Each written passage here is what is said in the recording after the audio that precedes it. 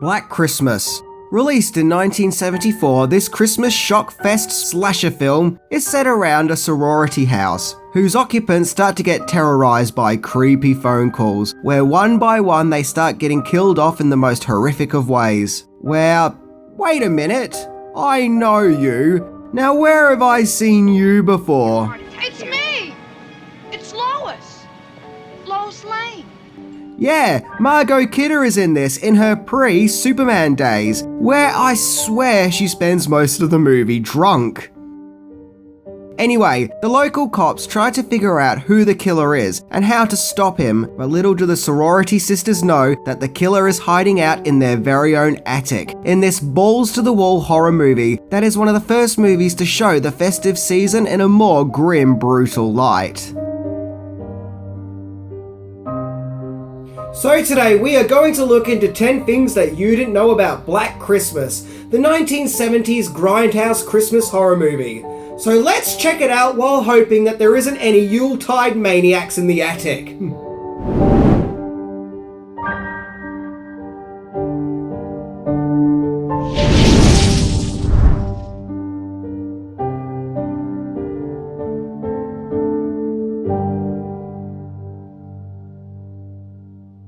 Number 10, it set the modern slasher tropes before Halloween.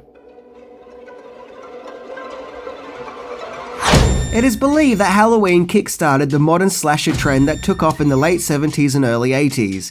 However, Black Christmas already used many of the slasher movie tropes 4 years before Halloween came out, such as a secret faceless killer, shots that display the killer's point of view, and the fact that it's set on a holiday. In fact, many of the kills seen in the movie were shot similar to the ones seen both in Halloween and Friday the 13th. While watching Black Christmas, you get the feeling that John Carpenter would have been influenced by it while making Halloween.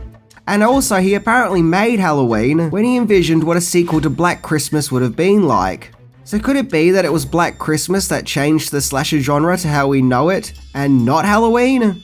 In addition to that, Black Christmas also has a cop played by John Saxon, who would go on to play a cop in A Nightmare on Elm Street. And Black Christmas even featured a creepy prank caller, as seen in Scream. However, there is a reason for the deranged prank phone call element. Number 9, inspiration for Black Christmas. Black Christmas was written by Canadian Roy Moore, and his inspiration for writing the script was an urban legend known as the Babysitter Killer, which is a legend of a deranged killer making menacing phone calls to his victims while being in the very same house without them knowing. Moore also claims that the story was influenced by real strangulation killings that took place over the holiday season in Montreal in the late 60s and early 70s. However, the original script would find its way into the hands of fellow writer Timothy Bond, where several rewrites and drastic changes ensued. Number 8, original title. Moore's original script was simply called The Babysitter. The script went through several changes as mentioned, where it was given more of a college setting, and along the way the name of the movie got changed to Stop Me. Yeah, not a very memorable title. American director Bob Clark got on board and made his own changes. He dialed back a lot of the violence, feeling that it was too gory and brutal, as well as injecting more humor into the script in order to flesh out the characters and make them feel more realistic. And from there, the movie became Black Christmas. Number 7, an important Canadian horror movie. Yep, indeed, Black Christmas is a product of the Great White North, with filming taking place in Canada, specifically around the University of Toronto. And despite popular opinion, it actually wasn't the first Canadian horror movie. That honour belongs to a 1961 horror movie called The Mask, not to be confused with The Mask.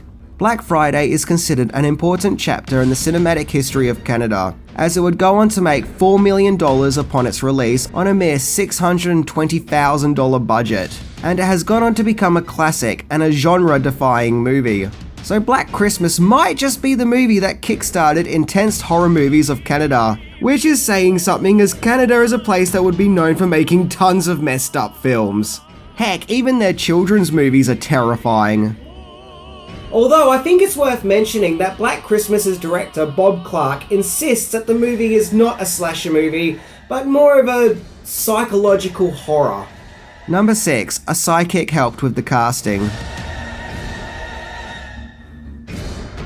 Director Bob Clark wanted a little class and sophistication added to Black Christmas, so he turned to British actress Olivia Hussey to play the movie's main lead, Jess Bradford.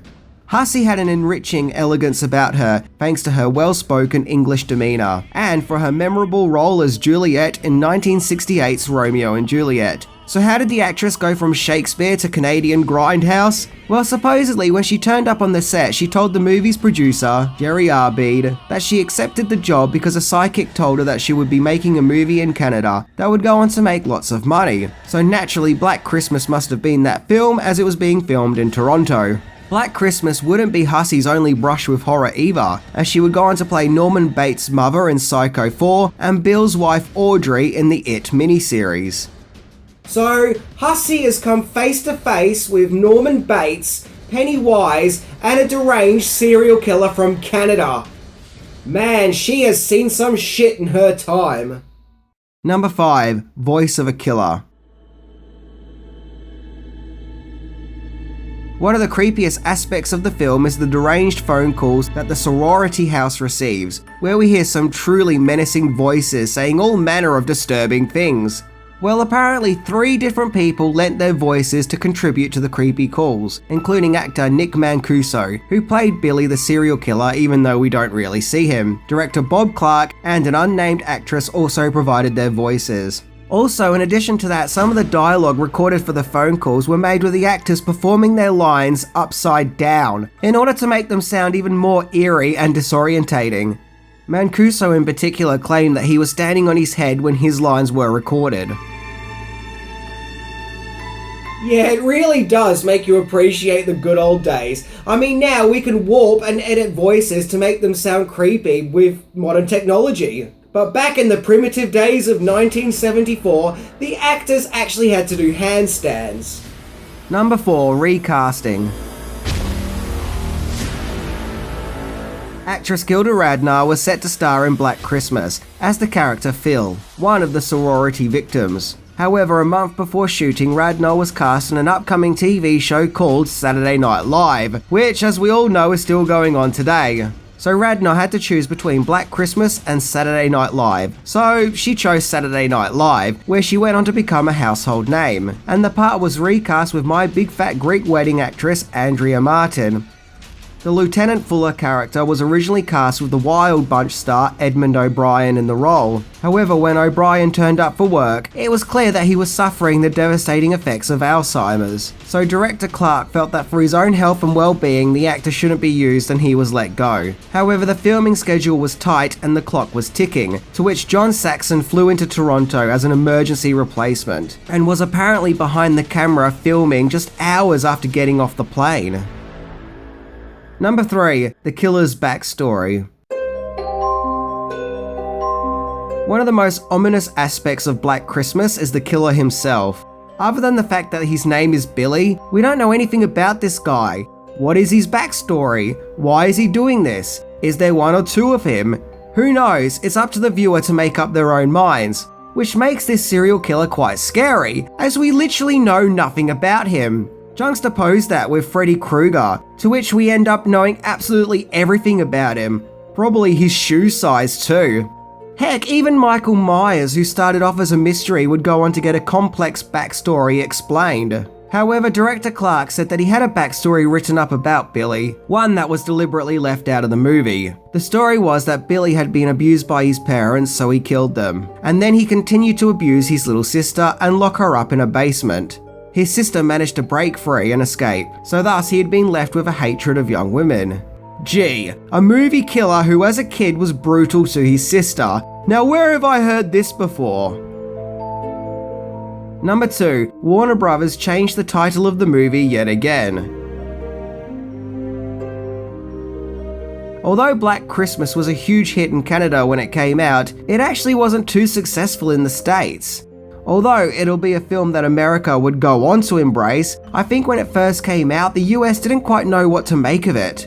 Warner Bros. Distributed Black Christmas for its theatrical release, but changed the title to Silent Night, Evil Night, not to be confused with fellow Christmas movie Silent Night, Deadly Night. The change was made because the studio felt that audience may confuse the movie for a blaxploitation movie, as it had the word black in the title. Oh, okay.